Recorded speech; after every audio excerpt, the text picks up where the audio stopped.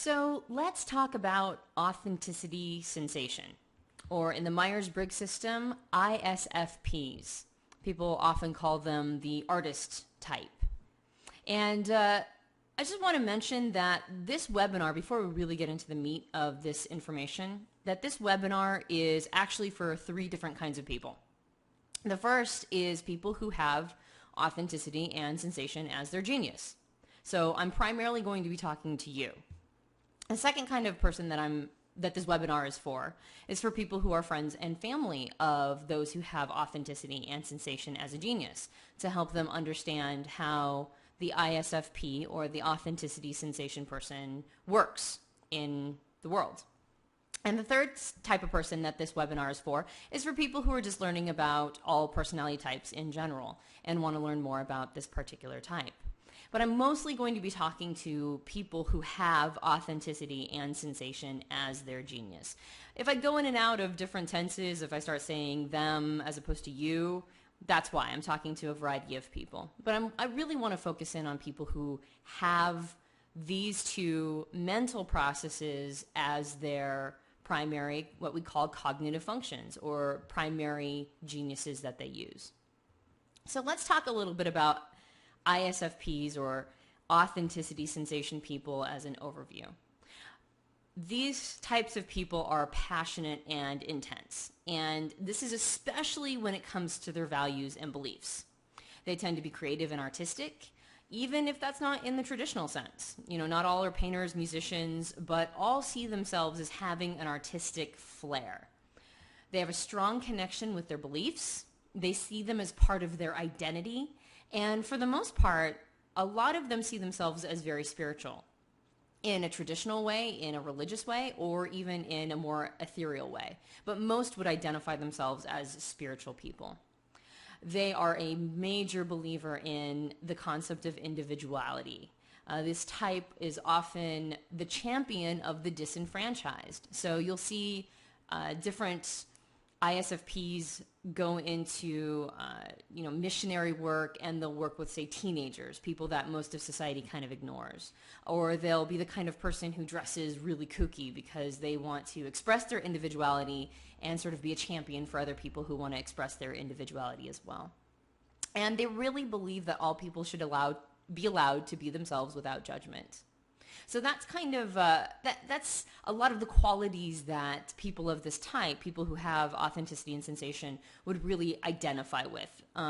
If you are an ISFP, if you are a person who uses authenticity and sensation, you're probably nodding your head and going, yeah, that pretty much sounds like me.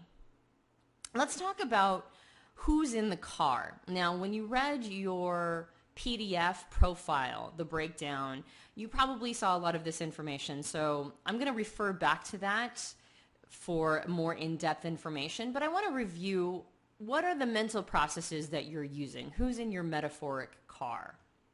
So your driver process, or the process that you're using the most, is technically called introverted feeling, and we've nicknamed this authenticity. So this is supplemented. You can't just use authenticity. You can't just use introverted feeling. You also have to have an extroverted process, and one that is more in touch with the outside world. And so you balance this out by using the sensation process. So that's your co-pilot process. Right behind sensation is its mirror opposite, or what's called perspectives, introverted intuition. And then directly behind authenticity is its exact mirror opposite, effectiveness, or what's called extroverted thinking. So what do these four positions give you? What do these four mental processes give you as a person, as a personality? Well, authenticity gives you a natural interest in ethics. It also gives you the gift of self-expression. As we talked about before, people who have authenticity are usually people who are champions of the disenfranchised and strongly individualistic. And so they believe all people should be able to express who they are, and so therefore they get this gift of self-expression. And they focus on, or you focus on, inner alignment, or what we call conscience. All the actions that an authenticity driver should be making, they should be checking in with how they feel about it internally, make sure that this makes sense for them or it feels right to them, And that's really where the focus is. That's how they make their decisions. So they balance out, or you balance out, authenticity or introverted feeling with sensation. And the reason why you need the sensation process is that introverted feeling gets you in touch with who you are internally on the inside, and it also helps you make decisions. This is a feeling process that helps you determine the value of things in the world. But in order to be a balanced person, you also have to have a way to interact with the outside world, or an extroverted part of you. And you also need a way to take in information, not simply make decisions. So the sensing part of you, that's the part of you that just takes in information without judgment. It's the part of you that just sort of absorbs and understands the world around you. And this is how you feed your authenticity process or introverted feeling. This is how you feed it the necessary information it needs in order to make good decisions. So this is your balancing act. You have to balance authenticity with sensation. And what sensation gives you is it gives you the talent of living in the now. Now, you might not think of that as a talent. You might just say, well, that's just how I interact with the world. But it really is a talent, especially for people who don't have this as a gift. A lot of people are kind of always perpetually stuck in the past, or they're always thinking about the future, and they have difficulty just sort of experiencing what it's like to be here and now in this present context. And sensation gives you that talent. It also gives you a talent for real world physics. I know I have a friend who is a sensation person. Sensation's actually her driver. And without really being a pool player, she can help somebody else play pool by adjusting their elbows, by sort of adjusting the pool cue, and she can help them sink a shot just by seeing their positioning, their body, the angles of their body, the angle that the pool cue is sort of aimed at the ball. And she can help them sink a shot over time, even though she's not a pool player. And this is because she just kind of has this talent for understanding how real-world physics work. And this is something that sensation people are generally very good at. They're good at being in their bodies. They're usually fairly athletic, or at least if that's something that they choose to be, they're usually quite talented. Sensation also helps you be realistic and observant. So again, like we mentioned, sensation is how you take in information and fuel your authenticity process so that authenticity has information upon which to make decisions. If you don't use your sensation process often enough, what ends up happening with authenticity is that it stops learning and it just keeps sort of reinforcing its own opinions over and over, and it tends to fall for things like confirmation bias. It tends to fall for things like not questioning your own assumptions. So what sensation does for you is it helps you become more observant about how the world really works. And this is the part of you that's less judgmental. This is the part of you that just sort of experiences the now, experiences what's going on, and helps you see the world in a non-judgmental way. So that's the good news. Okay, those are those are your genius. That's what's in the front of the car. But as we know, whenever we choose to specialize in anything, we by definition are ignoring other things. And so the backseat drivers, and again, I recommend that you look at the PDF of ISFPs, the profile, to get a more in-depth knowledge about how all of these different positions work. But perspectives is the exact opposite of sensation. So perspectives is introverted intuition. If you notice, it goes back to an introverted process, just like your driver. And what perspectives does for people who are of this type, ISFPs, is that perspectives is all about getting inside other people's minds. But this is not as much a strength for you. It can be. You can get to a point where you can sort of see what other people are thinking or get good at that, but it's usually not in your best interest to jump directly there. It's usually best to first check in with what is realistic using the sensation process. And if you miss the sensation process and go directly to perspectives, this is where you may attribute bad motives to other people. If you notice, both perspectives and authenticity, as I just mentioned, they're both introverted processes, or processes that go inside of you. And going inside of yourself is very beneficial, but if you never check in with the outside world, if you never get that real world feedback, then you get to believe whatever you want to believe, right? You get to just sort of make up your own story as you go, and there's nothing to contradict it because you're all internalized. Everything's kind of coming from and reinforcing itself on the inside. And the sensation process, as an extroverted process, this is sort of your check and balance system. This is how you know that you're not just, believing your stories too much or making things up as you go. This is how you check in with what's actually going on in the real world. However, if you want to stay inside, right? If you don't want to go and visit the outside world and get this conflicting information that might not gel with what you want to believe, that's when people of your type will go straight to perspectives for information. And that's when they attribute bad motives to other people because they're just sort of reinforcing what they already want to believe. And if that's negative, then you got to keep believing negative things. This also sometimes creates a fear of the future for people of your type. And a lot of times what ends up happening when you have this fear of the future is that you end up creating situations in which you're forced to always live in the now. And what I've seen with some people of your type that are business owners is that they don't really chart out their future too far ahead, maybe just a few months. And they sort of keep themselves in the now by creating fires. They create these artificial fires that may or may not be needed. They might not always actually truly be in a crisis mode, but they create this feeling of being in a crisis mode. And this is actually them not wanting to deal with the planning phase oftentimes. Oftentimes they sort of want to keep themselves in the now and not worry about what the future is bringing them. And so this becomes very counterintuitive for their business. It becomes sort of their mode of operation that doesn't allow them to scale, doesn't really allow them to chart their course very well. So this is one of the ways that the perspectives process shows up in a negative way for people who have authenticity and sensation as their genius. However, this backseat process also expresses itself in a positive way. Think of this as sort of the childlike part of you, and that can be both good and bad. So in a bad way, again, sometimes attributes bad motives to others, may have a fear of the future, but also on a positive side, they enjoy speculating on what's going on for other people and can be quite good at it. Perspectives is about getting inside other people's minds. And people of this type can be pretty good at getting inside other people's minds when they really think about it.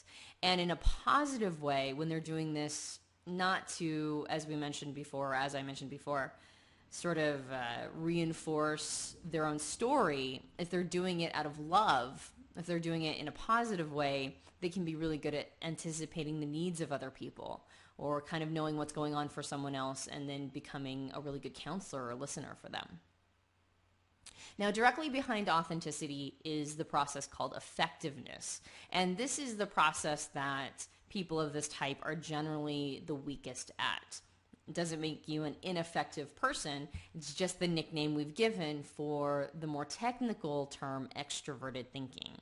And how this shows up for people who are of this type is that effectiveness for other people, for people who have it as a strength, this is about getting an objective accomplished.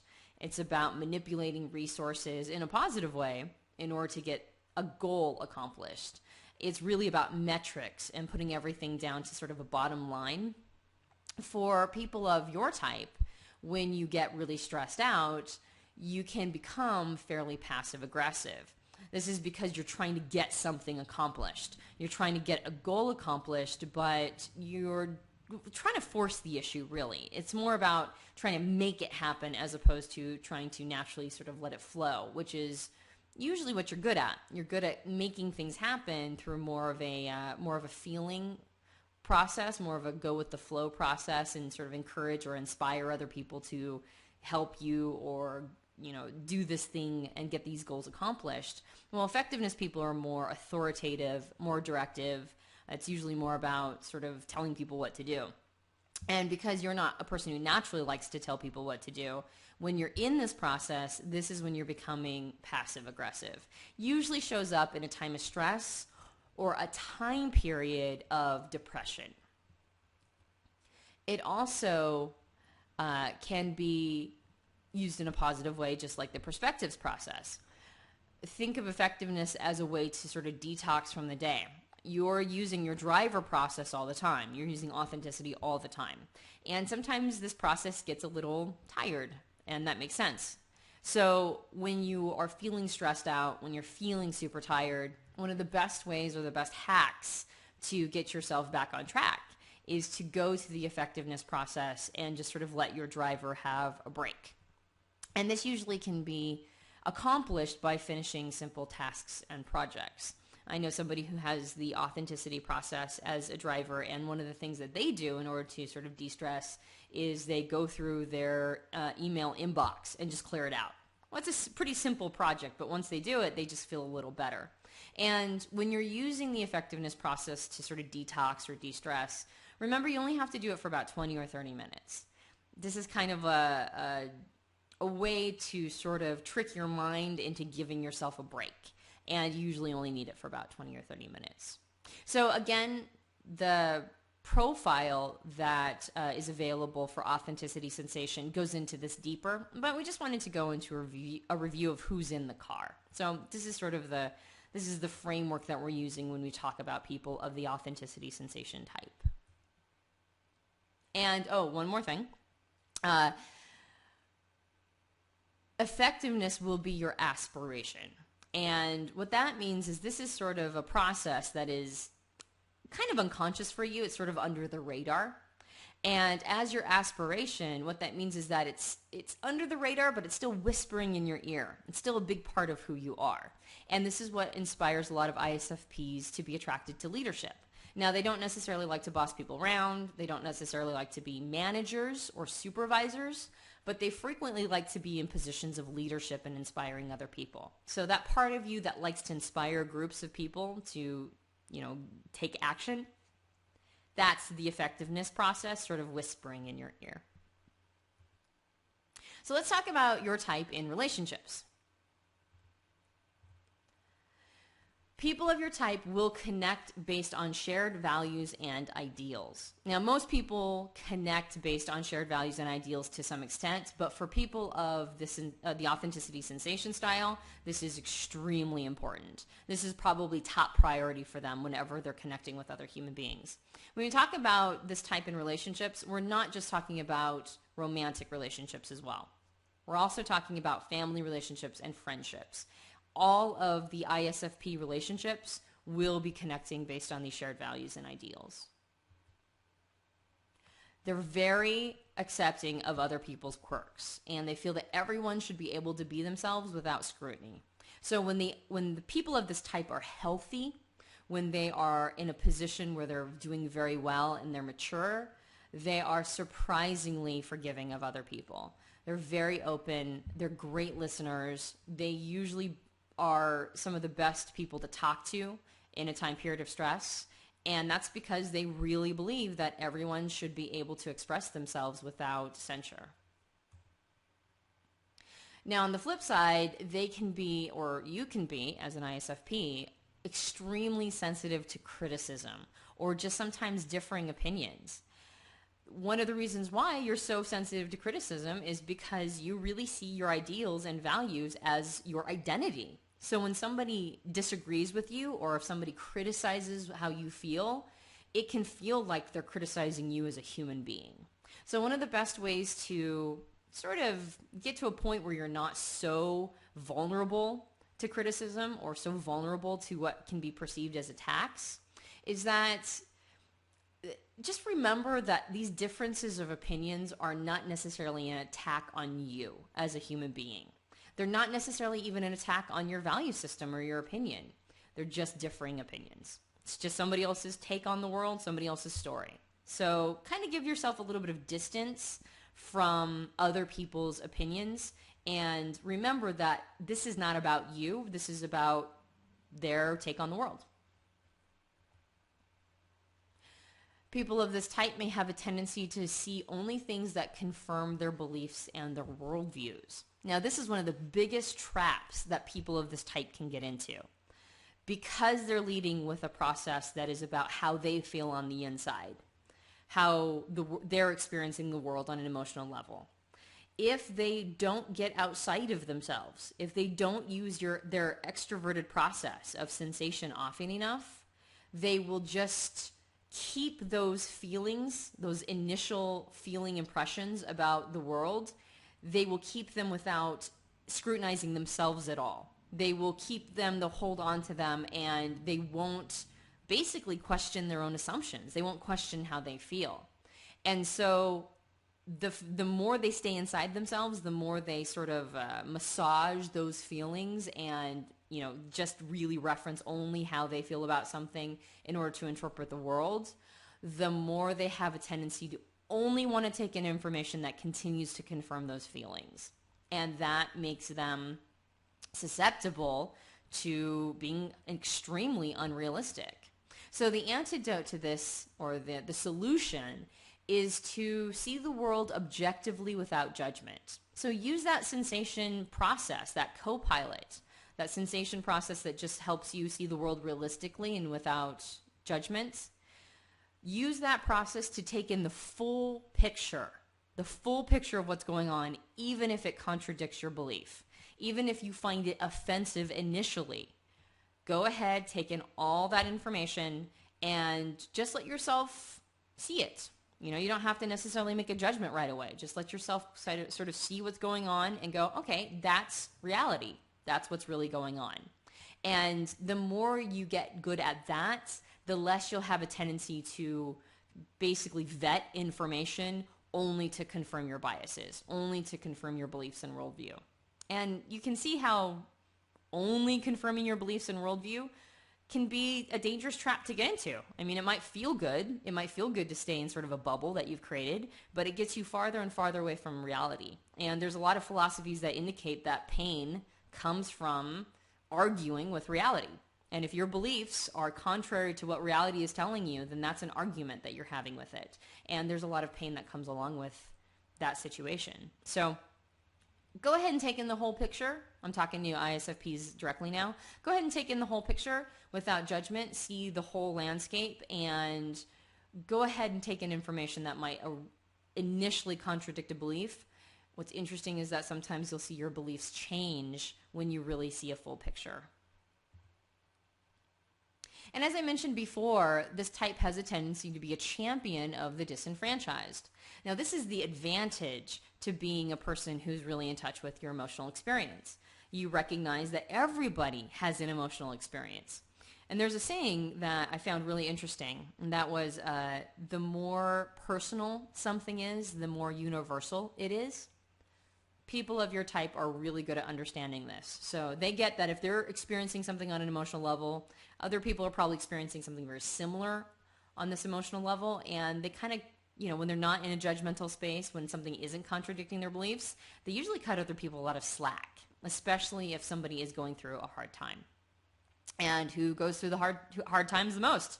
The disenfranchised. So people of this type tend to be very sensitive, and in a positive way, very sensitive to the needs of people who maybe feel like outcasts. Let's talk about this type in business. So people of this type, or people of your type, naturally gravitate to careers that allow for a lot of creative and artistic expression. You'll see people of your type as chefs. You'll see them as clothes designers. You'll see them as craftsmen of all styles. You'll see them as musicians, traditional artists. People of your type love to express themselves in an artistic way. And that's because that sensation process is also really good at being hands-on. So what ends up happening is that people of your type end up being really good at sort of helping other people replicate their emotional experience in a physical, tangible way. And some of the best ways to do that is through traditional mediums of art, through music and things like that. So anything that allows you to have that creative and artistic expression, that's generally where people of your type will beeline it in a career. Now, not everybody is fortunate enough to get a career in the arts, and that's understandable. However, if you're in a career that doesn't allow for any personal expression, any creative or artistic expression, that might be something that you want to rethink. That's a career that you might want to rethink. If you've got just even a little bit of artistic expression in there, that's great. So more traditional jobs that allow for this are things like graphic art, the graphic arts, things of that nature. Anything that allows you to just kind of have that flair in it. Consider going that direction and stay away from things maybe that are more like, I don't know, accounting. I think people of your type can do accounting, but I think that that's something that they probably are not big fans of. So, as I mentioned before, people of your type or this type are frequently spiritual, and so they oftentimes enjoy careers that allow them to pursue their faith. I know a lot of people of this type are in missionary work or in different types of ministry. I know people of this type, if they're in sort of more non-traditional religions or more for this country, they'll get into things like traditional medicines, or they'll get into being a healer, Reiki, things like this. And they really enjoy careers that allow them to pursue whatever is their spiritual desire or whatever speaks to them spiritually. So that's a good thing. If you are in that kind of situation, or if you are thinking about a career change and you're of this type, really give that some thought. What is a career that will allow you to pursue your personal faith or spiritual conviction? People of this type are usually very good in a supportive role as opposed to an administrative role. So people of this type, they like leadership. Leadership appeals to them, but management and supervising capacities are not something that appeal to them. So they have what we call a behind-the-scenes interactive style. They're usually more of the people who, sometimes even take on thankless roles that you don't really see or aren't in the spotlight, and they're usually very good at that. They're usually great at supportive roles. Now, that doesn't mean that they're not that doesn't mean that they're not leaders or should not be in leadership positions, but their leadership positions should be more of supportive, inspirational roles. Sometimes this can look like people who are really good at connecting two different people together to get a project going. That's a very good supportive role, or finding the right person for the right position, finding the right person for the right job. These are good supportive roles that require a lot of leadership. So don't think behind the scenes means you can't be a leader. Quite the contrary. It just means that you're not going to want to be a manager or somebody who frequently tells people what to do as a general rule. The opposite interactive style is called the in-charge interactive style. And people who are ESFJs in the Myers-Briggs system or in the Genius system, harmony memory people, this is what we call a power pair with authenticity and sensation.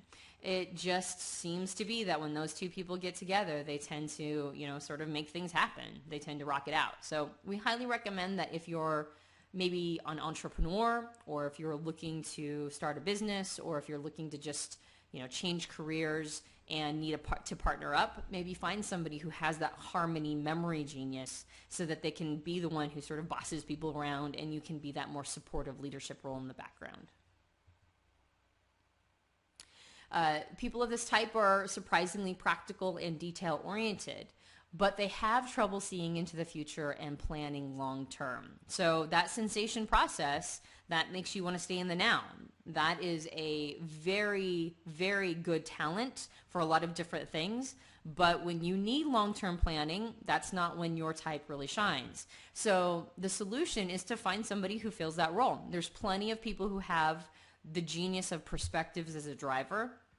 Oftentimes perspective effectiveness, or INTJs in the Myers-Briggs system, oftentimes they're fantastic at planning long-term. So we don't need to be all things to all people. We don't need to have every genius. We don't need to have every talent. We just need to be able to identify people who have these talents and pair up with them. So there's no shame in being somebody who goes and finds someone else to help you plan long-term. And when I talk about planning long-term, I'm not talking about planning for the next year. I'm talking about planning 5, 10, 15 years down the line. And most successful businesses have a combination of a long-term strategy along with the ability to be flexible day to day. Well, you are the person who's flexible day to day, but you need to find somebody who can help with the long-term planning. So if you're in business, if you have your own business, we highly recommend that you find somebody, possibly an INTJ or somebody of that style, to help fill this role. And as I mentioned before, just kind of watch out for that tendency to artificially create fires. One of the reasons why you do this is to prevent having to look into the future. But another reason why you might do this is because fires might make it feel interesting. Having to, put these fires out on a day-to-day basis might keep you motivated and feel inspired to keep going because life is not always interesting.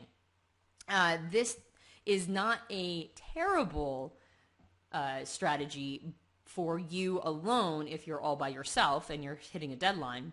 This is a terrible strategy if you have employees or fellow workers. So if you have employees and you find yourself, like, for some reason constantly putting out fires and you go, why is this situation like this? Take a moment and ask yourself, did you create this situation yourself? Is this something that you have an environment or a culture that you've created intentionally so that you will keep yourself inspired and keep yourself motivated? And if so, recognize that this is not usually the style that most other people like to work in. So ask yourself, what can you do to make the culture more accommodating for other styles who maybe don't like to be putting out fires all the time? So one of the solutions is what we call the 4 quadrants model. And the 4 quadrants are these. In one quadrant you have, and this is specifically for work, but this can work for your day-to-day life as well. If you create a square and put 4 squares within that, 4 different quadrants, write down in one of the squares urgent but not important. In the next one, put not urgent, important. And the next one down, put important, not urgent. And in the next one, put not important, not urgent. Most people have a tendency to stay in the quadrant that is not important but urgent. And that's not really the best way to go about things. The highest leverage quadrant you can stay in is the not urgent but important quadrant. So just sort of pair or vet your tasks out in one of those 4 quadrants. Is this an important but not urgent task? That might be something you want to focus in on. If it's an important and urgent task, obviously you want to get that handled right away. That's the quadrant you want to get everything out of. So the important, urgent stuff, get that handled.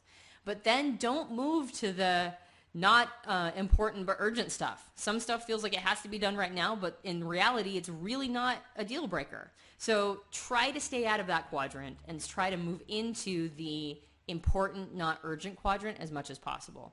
And anything that falls in not important, not urgent, anything that falls in that, just go ahead and sort of close the loop in your mind and don't even think about that. So that's one tool, that's one model you can use in order to pair out all of these tasks and organize your day. So let's go over some best practices for people of your type, people who are using the genius of authenticity and sensation, or ISFPs. Exercise the sensation process. So important. The highest leverage for people of your type is to exercise your sensation process. Very important. And that was extroverted sensing. And you want to do this in order to, 1, objectively take in information that may conflict with your beliefs, worldview, or identity to avoid continual confirmation bias. So important. One of the biggest problems of people of your type is to fall for that confirmation bias and sort of remove themselves from reality. And the antidote to that, the highest leverage thing you can do, is to continue to exercise that sensation process. 2, sensation will also help you see opportunities that you might miss if you're too focused on your personal experience. So opportunities in life might be coming up, but you're just missing them because you're too focused inwardly. So make sure that you're keeping your eyes open for these opportunities. The next thing is to unapologetically embrace and develop your artistic side, all right? Unapologetically. If you're the kind of person who's been told your whole life, okay, well, that's not, you want to be a musician? Well, that's not realistic. You've got to go get a good job. Or you want to be a chef? Well, that's not realistic. You've got to go get something that pays the bills. We highly recommend that you unapologetically embrace and develop your artistic side, even if you don't end up using it in business. This is something that you need in order to feel like a whole person. So some things that you can do, I know I have a really good friend who is authenticity sensation, and in order to sort of survive the day, or survive his life really, because he had sort of a mundane job that he didn't hate, but it was, it wasn't his favorite activity in the world. He took improv comedian classes, and he ended up as part of an improv troupe, and he was fantastic. He was hilarious. He was a great physical comedian, and he did this on the weekends, and eventually it ended up being a paying gig. So it wasn't something that he lived off of. It wasn't his bread and butter, but it was something that supplemented his income, and he had a great time doing it. So remember that happiness for people of your type, for the authenticity sensation person, is directly related to the quality of your relationships. This might seem like a no-brainer, but this is particularly true for people of your type. If your relationships are suffering, your whole world is suffering. It's very important that you make sure that you don't get into a cycle of having, disturbed relationships or toxic relationships. And if you find yourself going from one bad relationship to another, ask yourself, is this possibly a result of me not being totally realistic? A lot of times we have a tendency to see the world as happening to us. We have a tendency to have what we call an external locus of control, or a belief that we are on the receiving end of the world and we don't really control anything. Kind of puts us in a victim position. It's really important to remember that you control your world. Have what we call an internal locus of control, or a realization that you're the person who's making the actions in your life. So most of what you are feeling, most of what you're experiencing is a result of you and your choices, your actions. And if your relationships are suffering, then ask yourself, what can I be doing different? What can I be bringing to the table that makes my relationships more positive? Very important to exercise, again, that sensation process, to objectively take in information that could even conflict with your beliefs about yourself or your worldview. And in doing that, even though it's a painful process, everything gets better. It initially hurts, but in the long term, your relationships improve, your businesses improve, everything gets better. So we highly recommend that you focus in on being the happiest version of yourself that you can be, to be truly realistic, to be somebody who embraces what reality is telling you, and embracing who you are, embracing who you really are by developing your artistic side at the same time. So we really appreciate that you joined us or joined me today for the Authenticity Sensation Action webinar. And if you've not taken anything else away, I really hope that you've taken away how incredible you are as a person. Every person is amazing, but it really kind of helps solidify in our mind to know exactly how we're amazing. What are the ways in which I'm amazing as a person? And for those of you that are ISFPs, this is your genius. This is how you're an amazing person. So really give yourself permission to be who you are, and really give yourself permission to bring your light and your genius to the world, because we desperately need it. So thank you very much for joining me today. Again, I'm Antonia Dodge, and we'll see you next time.